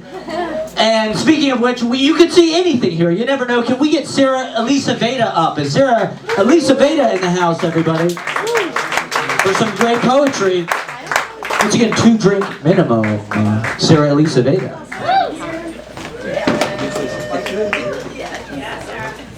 Thank you, Matt. Yeah. Okay, I have. Next. If I just get my phone open. I have a new poem. Yeah. I'm gonna try to read it right. Okay. I'm a beacon of paying attention to the sound and movement of the world. It's what I'm wise by. It doesn't matter if my eyes are rolled down like car windows and closed like I'm holding on. Like, hold on, it's coming down quickly. Quicker. Pitter-patter. People come and go, but you can't lose. Listen to the groove of the motion of the music that makes the magic of making your whole face laugh. Show your soul off. Wide, through open eyes. We're winning, even when we're losing. Sorry. Shaking.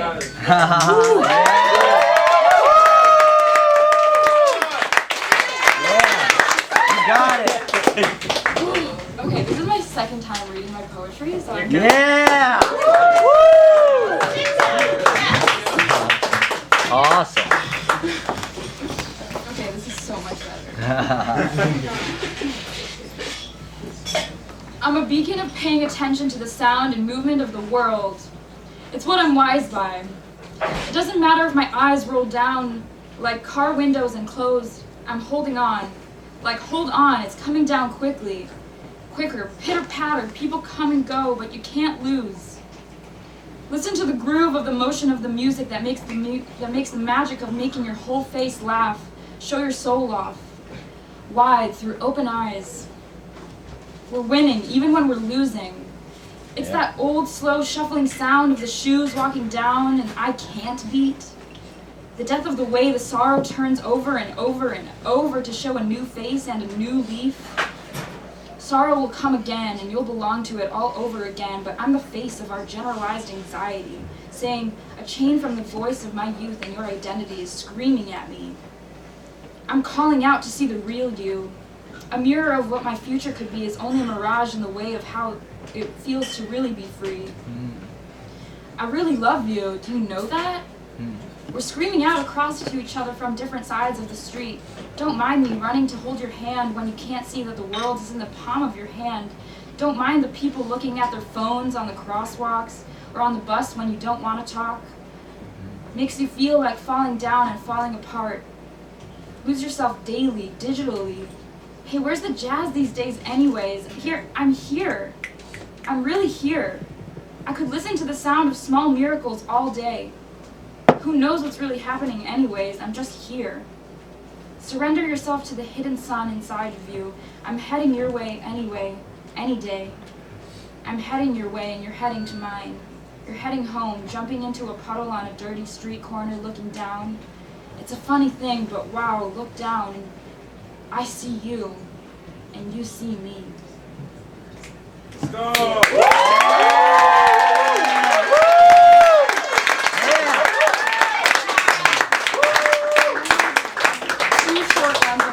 Real quick. Okay. Many moons ago, you turned into the ocean. I took a blue lunged breath and set my silver gills to the waves.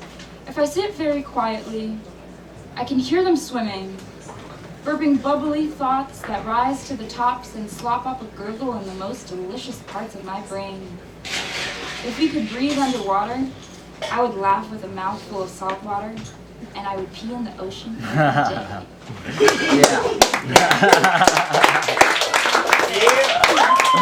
And the last one. I don't know why, but I called it Poem 39. Yeah. An ode to my rings, for all the ones that are gone and all the ones that are still present, silver and gold, living new lives in restaurants for waiters who find them dimpled beneath breadcrumbs from breadsticks. You still leave imprints and remarks of the times when you hugged my hands and hugged my heart. Yeah! Woo!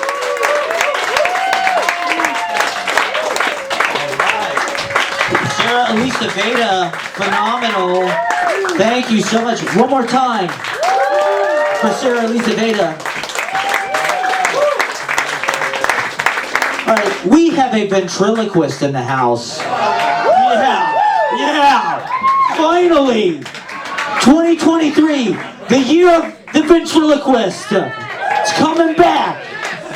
So he's gonna get his dummy ready. Jerry and Lee. He's gonna get his dummy. He's ready? All right, let's get Jerry and Lee up here. Jerry and Lee.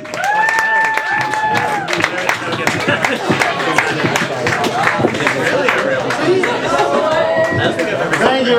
Oh, sorry, I got a lighter in my fucking dummy hand. Jesus Christ. All right. Thank you everybody. I am Jake and this is Louie. Yeah, that's right, folks. He's a ventriloquist. If you think you're disappointed, just imagine how his parents felt. Come on, we're doing all right. You know, this is a really nice place. We're lucky to be here. Yeah, they got nice bathrooms here. I usually hate public bathrooms. Why? Because I'm so short. That's not the fucking punchline, you retards. All right. Jesus Christ, have you heard so much woke fucking garbage that that's a joke? Jesus. But they have nice bathrooms here. I usually hate public bathrooms. Because I'm so short. You'd be surprised at how crowded those glory holes get when they think there's a kid in there. Anyway, people usually ask me about my heritage. So I'm mixed. My mom is white and my dad is black. So all that means is half the Stanley tree has nooses hanging off it. Isn't it sad? Jeff Dunham's in Las Vegas and I'm here with Neil deGrasse Tyson's gay nephew.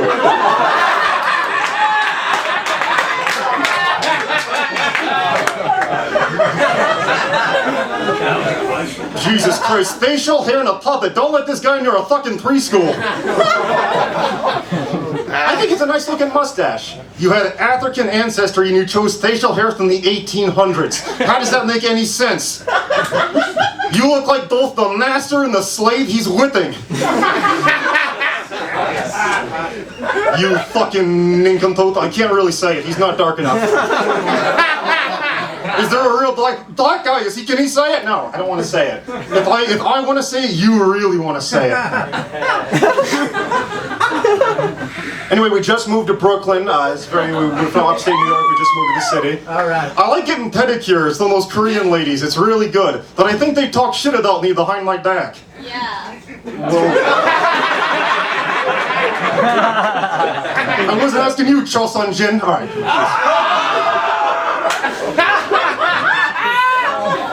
Anyway, I think the Korean ladies talk shit about me. Why? Because I have a swastika tattooed on my ankle. But Louis, they're Korean. I'm sure they just think that it's Buddhist or Hindu. Now with Deutschland oder alles above it isn't.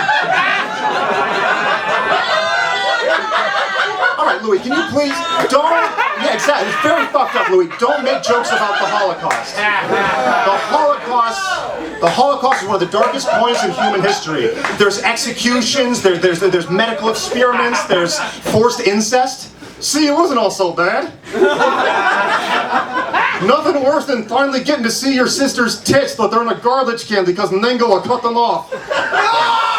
Or she's starving to death and she's flat-chested. Either way. Is this funny jokes? Write me a fucking telegram and shove it up your ass. All right. Oh, Jesus Christ. This is good. This is good. Thank you.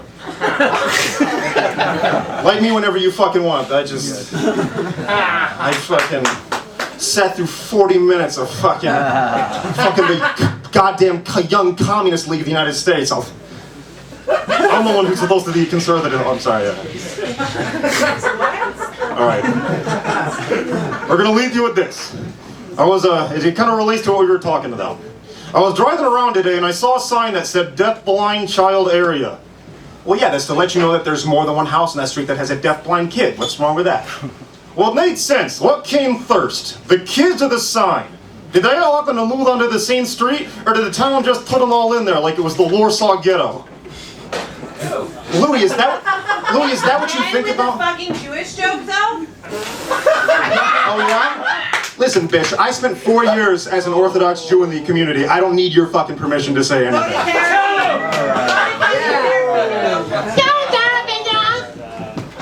Deutschland, Deutschland, über alles. All right. So the dummy is an excuse to say a bunch of dumb shit, but a bunch of dumb racist shit. Thank you for coming out, Jerry and Lee, everybody. Trigger warning. I guess ventriloquist acts. I was surprised I played that well, though. People were laughing. One more time for Jerry and Lee. Thank you. Thank you for coming out. All right. We're gonna keep it rolling. Anything can happen at the open mic. It's an open mic.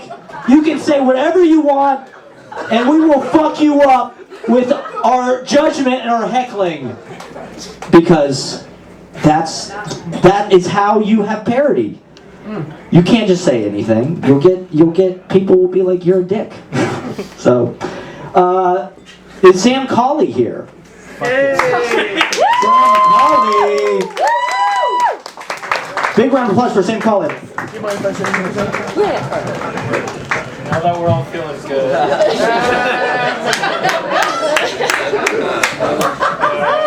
I'm going to read you a story. It's a little abridged. Trying to keep it coherent.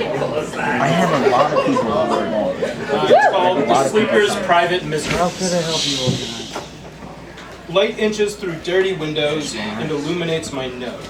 I sniff hopefully. The door opens up on a flow of dim, down-coated travelers who rustle like a dream in constant motion.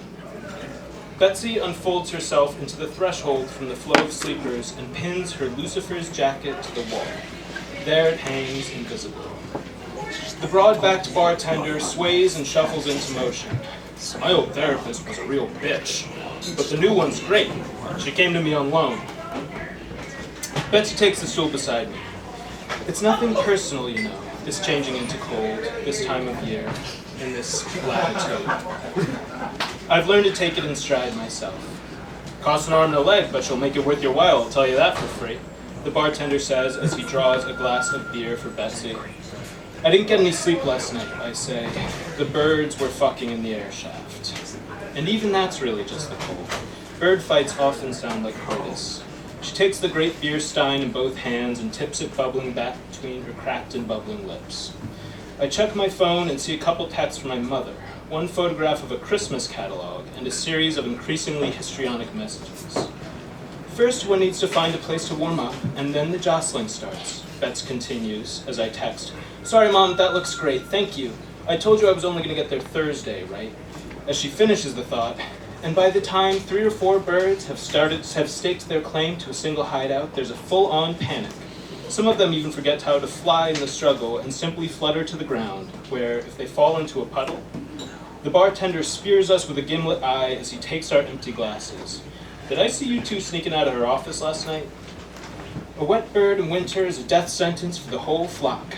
The man behind the bar replaces our glasses filled. Condensation explodes off them like a beer commercial or an IED.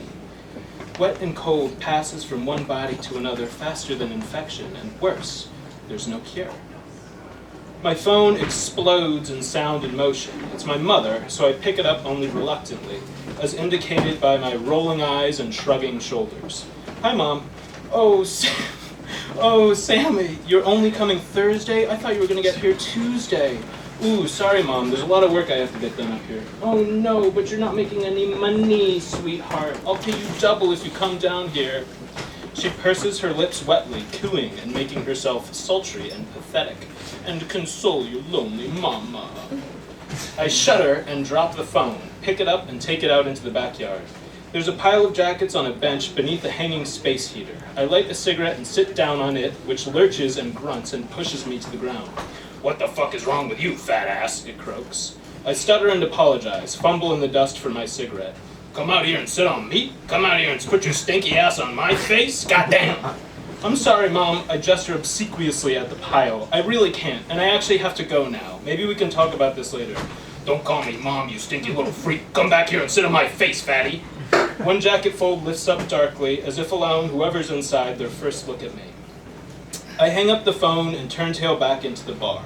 A great lump of a man has taken up residence on my stool, speaks to Betsy in undertones from his head's resting place on the unfinished wood. I just don't get any joy out of anything anymore. Well, it is hard this time of year, what with the cold and all, says Betsy, and the jostling.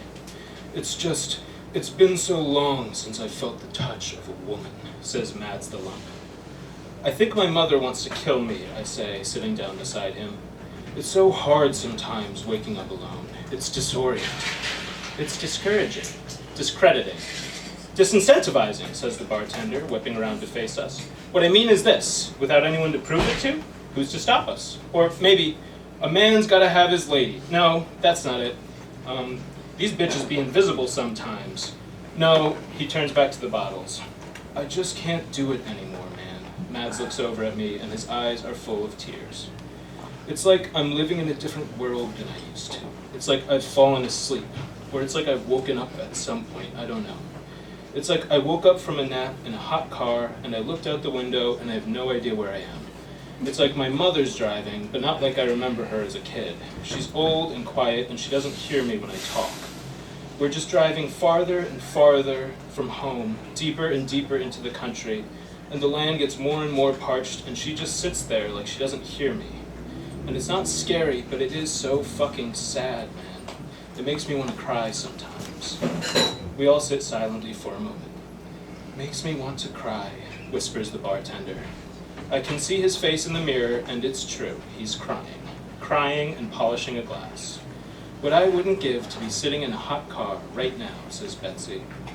And the night zips up and over us like a puffer jacket. And the night surrounds us like a giant coat zipped up and over the building. The night muffles and soothes, and it hides us from the waking world. Crack a barrel, put in pie. Stick it in your butt and stick it in your eye. Live a lot, laugh a lot, love a lot, die. Had a couple kids, but I lost them by and by. Doctor, winnows the man behind the bar. The pile of rags is closing in toward us from the back door. Pour me a cold one. Right away, says the bartender, whirling into action. And put it on your tab. Ha, good one, doctor. The bartender's tearful eyes are gleaming when he turns back with the good doctor's exploding beer. I will, though, gazing off hopefully toward the opaque windows. I'll put it on my tab. Yeah!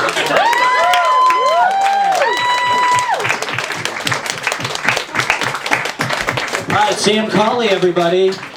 Thank you for sharing that short story. How's everybody doing? Is everybody cool? Everybody secure?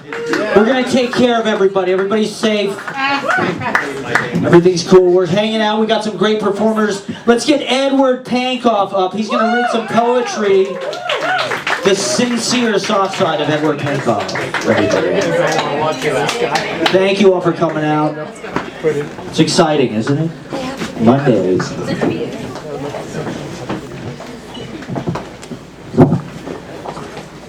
Unfortunately, I doubt whether or not I could be a person who would bring excitement to anyone.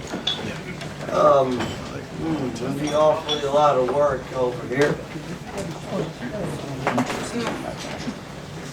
So, I just want to read a little bit of poetry. Alright, now.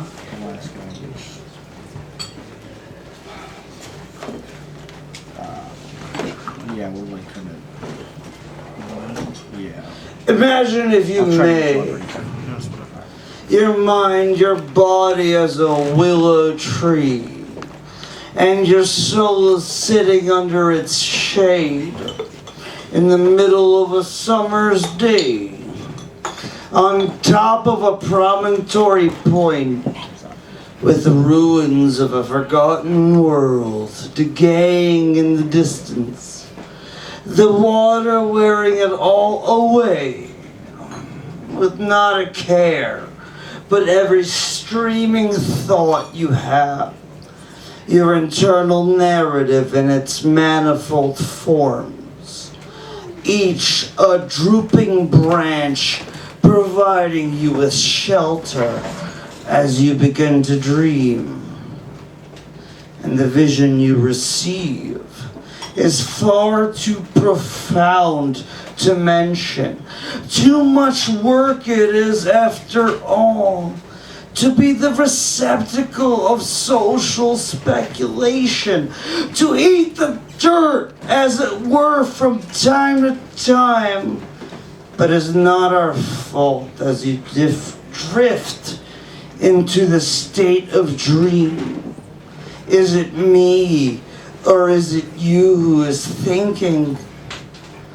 When you hold my hand, does it matter who holds it tighter? But the light within is bright until it dims. And like summer turns to winter, the autumn comes too quickly. Will a memory be enough of this moment? Our minds, they will decay, but under that willow tree we sat on, time itself is running late. Yeah. Woo! How can I serve my fancies? How can I indulge my fantasies? How can I surmise your smile, your laughter, your cries? When I see you from a distance, when all I know from what I see from a distance no longer tangible. It used to be two pairs of eyes would meet, and in a moment's notice both would know.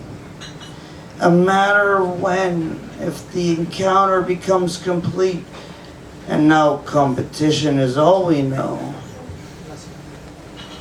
I will forever give up on the fallacies of being human and what that means.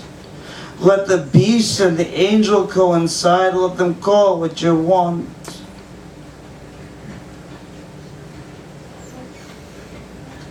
Whether divine or infernal, truth lies in lying truths. Two souls upon that chopping block. Is it through your profile you can be defined? How can I appreciate a silhouette when all I see is silicon? Do you crave the taste of my tears? Do my fears stir something in you? Is there a smile or a sigh behind the glass? We'll never know the joy, because the ad reel is coming right now. NordVPN.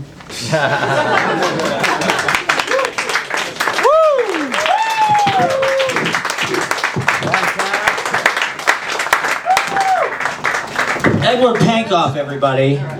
Can we get Aidan Grady? Is Aidan Grady here? Aidan Grady, excellent writer.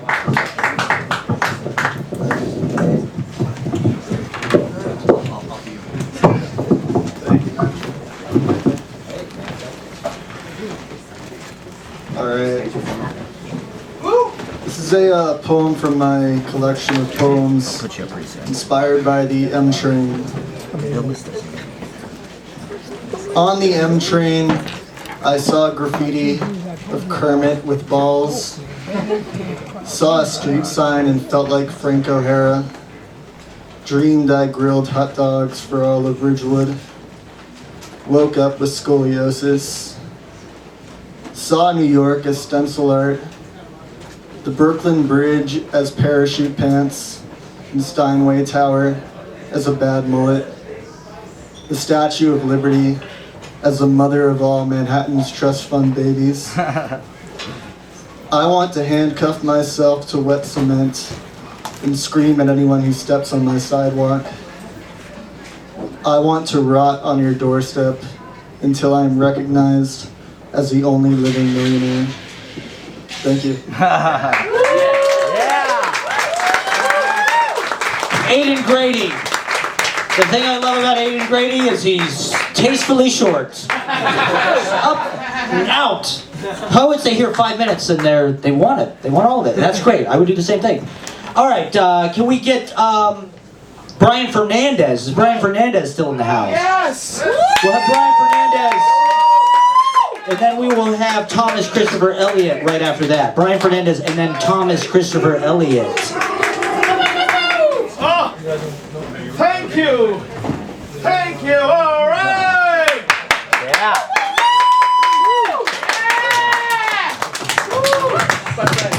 Oh, gosh. Oh, I'm a little nervous. Woo! I'm here for the first time. Yeah. Okay. All right, gotta keep it going. Gotta keep it going. Gotta keep it going. All right, don't explode right away. Hey, woo! Give it a go. Give it a go. Yes. Gotta channel that energy into America. All right. Woo! I'm talking to you, America. Let's stop your craziness and let's become a maraca. Let's shake it out. Shake it out.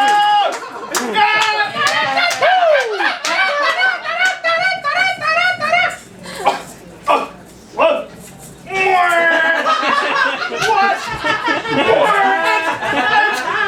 It's a talking curtain! Oh my God! Oh, no! You can't! Oh, you can't eat the piano! Stop it!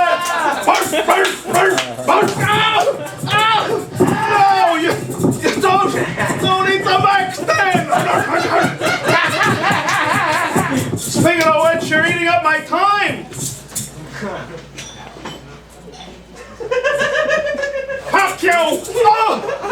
Oh! No! We already had some crazy puppet performer!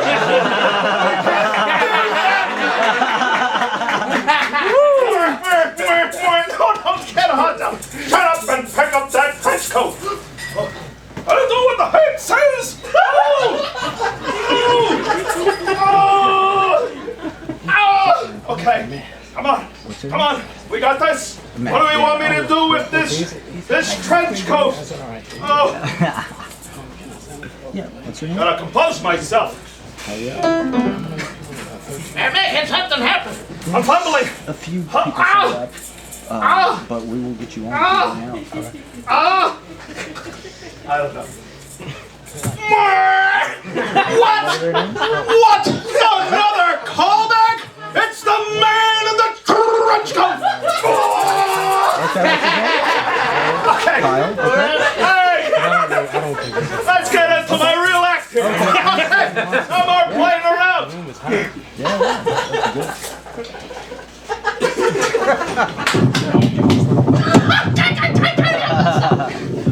Okay.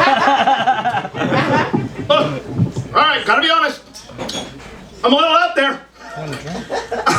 No, I'm not out there. I'm this brain. I'm actually a little bit outdated. I'm still operating on the system 1.920. Rattle, tattle, I'm gonna rattle the crowd. Okay. Jeez. Oh my gosh. Oh my gosh. Oh, now that's somebody else. Oh. Outdated. How do I relate to you people? Oh, date. Hello. That's right, outdated dating. Everybody, right? Everybody's into relationships and love. Yeah, everybody talks about that. I won't.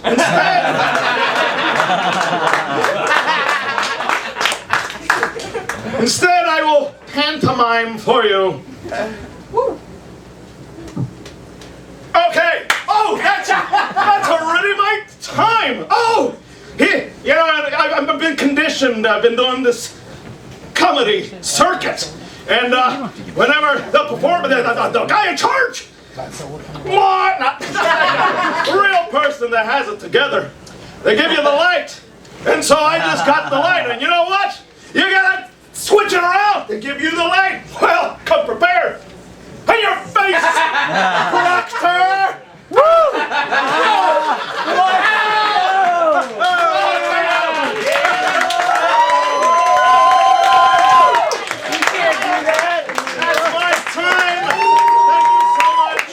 Do that! You can't light me! I light you! I light you! I'm lighting you! You get the light! No! Bryan Fernandez, no! Your time is up! Your 5 minutes are up! As host of the open mic, I am the one with the light. Alright. Bryan Fernandez, one more time, everybody. And let's get Thomas Christopher Eliot. Thomas Christopher Eliot, super excited to have him back. He waited long at the last 2 open mics, so let's have a big round of applause for Thomas Christopher Eliot. Then we'll have Billy Cancel after that. Good evening, everyone. Thomas Christopher Eliot, pleasure to be here. I'm going to read some flash fiction really quick, and thank you very much. Yeah. This is titled The Ride. He's slamming the car door shut, but the screws are loose, and it always hangs slightly ajar. He wants it to be perfect, though, normal at the very least, and the door refuses to close properly, so he keeps slamming it more forcefully, harder and harder, while the rideshare driver watches silently. As he struggles, the door becomes increasingly unhinged, each strike taking him further from where he wants to be. Yet eventually the object suddenly relents, and he feels it securely fastened. Seeing the door fall to the ground and the passenger at ease, the woman in the driver's seat turns around nonchalantly, turns the keys in the ignition, and the car trembles, vibrates violently for a moment before returning to a quiet motionlessness. The engine remains silent as she turns the keys again and again, over and over, a broken record. And the woman's breath is growing more rapid, heavier. She's turning the keys so quickly, so hard that one almost might worry that she's going to bend it or maybe even snap it entirely, until suddenly the man bellows in anger behind her. Who knows what? And there's a blunt thud that reverberates throughout the car, and before she can look, still torn between the automated repetition of her hand upon the keys and a rising sense of alarm drawing a turn of her neck, she turns the keys mindlessly, nothing different, and the roaring engine startles her. As the car sputters to life and she recollects her thoughts, she finally turns around and the man is silent now, staring at a vivid impression of his fist lingering bluntly in the stiff leather chair in front of him. She can see it reflecting distinctly in his pupils, the twilight of the forest shining through behind him where the door was until the man broke it off its hinges. It's just laying there on the ground, still trembling like a leaf on a river. No one says anything, though.